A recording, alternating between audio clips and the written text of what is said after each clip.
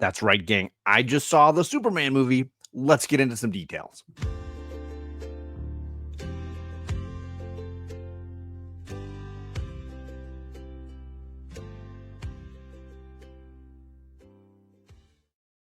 Welcome back, friends. John's Comics with Friends here.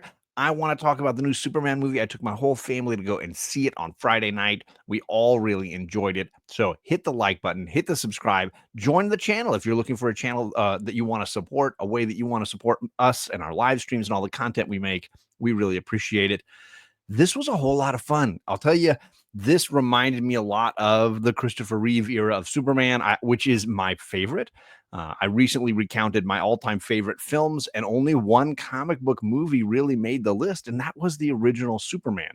It holds incredibly high regard for me. I really, really love it.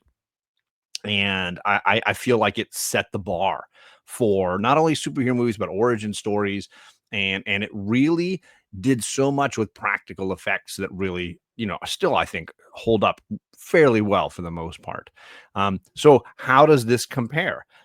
I came out of that first screening feeling like it reminded me of the second Superman film. And that's a huge compliment for me because I ultimately my rankings are the original film, the second film, then probably Man of Steel would be coming in third. And then after that, a whole lot of movies that I probably would never watch again. I don't love Man of Steel. I am something of a Snyder grouch. I don't hate those films, but they just have things that don't work for me. I think Snyder latched onto Frank Miller's vision for that universe. And while enjoyable as an Elseworlds, I don't like it as the definitive iteration of Superman and Batman. And so for me, those films kept pushing further and further away from the comics the more I watched them. Instead, they went into this narrow view that Frank Miller had made and that they sort of spun into something new. Inversely, the Christopher Reeve era holds a lot of nostalgia for me, and I love the performance that he gives. And of course, Gene Hackman and Margot Kidder. There's a lot to really love there. And of course, John Williams, just such a phenomenal job with the music. This has elements of that. I have three main, like I would say, gripes or things that I don't love as much, but I'll save those to the end. Things that I do like, the actors. I don't know that there's anybody giving a bad performance here. I don't think there's anybody who's not on key, right? That is not doing their best to be a part of this wonderful symphony. So there are some outliers that stand out because they're even more exceptional. And of course, Rachel Brosnahan, I'm a big fan, and I think she does a wonderful job as Lois Lane.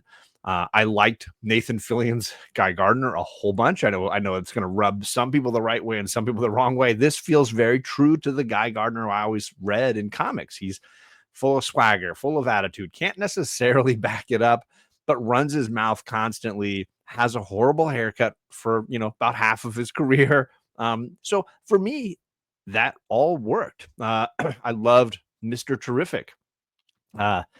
Eddie does a great job in this, and I can't remember quite how to pronounce his last name, so I'm going to skip it. But he's great, and the look is spot on, perfect. He just nails it. Every swaggery step, every cool use of his T the T spheres. Every second that he is on screen, he really dominates it. And I would say of all the smaller secondary characters, not Lex, Lois, and Superman, he's the one that probably shines the brightest for me. Jimmy Olsen, funny. I think it's a nice alternative. Instead of the aw shucks Jimmy, it's the I'm gonna try to do anything I can to be a successful journalist, Jimmy. And I think he does a great job in this as well. I don't know that Perry White gets a whole lot to do, and I don't know that Hawk Girl gets a whole lot to do. So maybe those two could be to a lesser extent. They're just not on screen a whole bunch. As far as the big three, yeah, obviously Brosnahan's great. Nicholas Hoult as Lex Luthor is scary. This might be, as much as I love Gene Hackman, this might be a superior version of Lex. Gene always felt like he was maybe not super enthusiastic about being there. It felt a little bit like he had something better to do, but the check came through, right? And I love Gene Hackman; he's wonderful, but it always felt more like Gene and less like Lex Luthor. This feels like Lex to me. It's menacing, it's intense, and I think Nicholas Hoult has really become a phenomenal actor. I remember seeing him in About a Boy with Hugh Grant, and he's come a long way. And then let's talk about the man himself. I think the Superman has those two aspects, right? You've got Clark, you've got Kal-El. David Corenswet does a really good job of balancing those as well, and I think that interview scene highlights it. Um, Strong performance, and I think he could really go on to have a great career as Superman for several films. All right, so let's get into the three gripes I've got. Also I loved the effects. The fight sequences are exciting. Um, uh, the dog. How do you not love the dog? Adorable. The cameos. There's several cute cameos. So all of that works for me. Uh, the things that don't work as well, and and these feel like nitpicks, so they're not anything significant, but it's worthy of mentioning at least.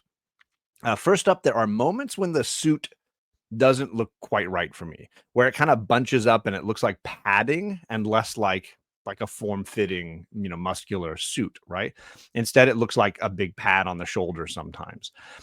So sometimes it bunches in a way that I don't quite like. But does it take away from the performance? No. Does it ruin the movie? Absolutely not. So, but there were moments where I was like, I don't know that I love the funny. It almost looks like armor versus the suit, right? Because he doesn't need armor. So that one, yeah. The film is also a little choppy, right? It's incredibly fast paced. There's a ton of things going on. They don't slow down from, in my opinion, hardly at all. It's either a lot of intense emotion or a lot of intense action, and I think as a result, I don't know that the story beats work as well because there's not. For me, that it doesn't go high low. It's just high high high high high high high. Which maybe that's what you want out of it. It's an action movie, to be honest, right? It's a comic book action movie. But for me, I like a little bit of playing subtly different notes and slowing things up and speeding things, slowing things down, speeding things up. So sometimes it just felt a little choppy with so much to put into the story and so many things moving so quickly. And my last critique is that I'm a little bit tired of the let's destroy the whole city every single time. So in this movie, we see Metropolis attacked 3 different times and get not necessarily destroyed each time, but certainly take some serious damage every single time. And for me, I just felt like it was exhausting to watch because it felt like, why would you live there? Like the city's getting destroyed every couple of days. And even the rift at the end when they heal it or whatever, it's such an overlong scene with so much destruction to the city happening. It's kind of exhausting to see. And I just don't think I needed it to be that big and that's it. There's a way to do this story and not just have the entire city and all the buildings just getting destroyed. It's a little bit excessive, I guess, in my opinion. So some of those things they're quibbles, right? These aren't things that are going to destroy the movie. They certainly didn't lower the grade so significantly for me. But, the more you have those action sequences and the longer they are, the more the suit kind of bunches up, some of these things that over time it makes the movie a little less smooth to maybe enjoy. Now, is it possible on a second or third viewing these things wouldn't bother me as much? Absolutely. This is just after one viewing. And I will say my daughters both came out, and even my wife, just super enthusiastic. They really, really enjoyed it as well. They were very excited to see the performances and the music and all those things. So that's the whole family giving this a big thumbs up. But let me know down below, what are your thoughts? Did you feel like the movie lived up to your expectations for it? Did it work for you? Let me hear your comments about it. I got to thank my channel members. I am actually overdue on last month's channel giveaway. So these are the names of the folks that are going to be on the wheel to get a prize from last month.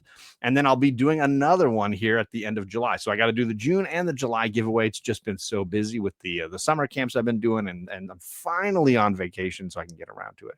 But huge thank you to those people because They help with the StreamYard costs. They help keep the lights on here, and they allow me to do these giveaways every month and send out some cool things to the community.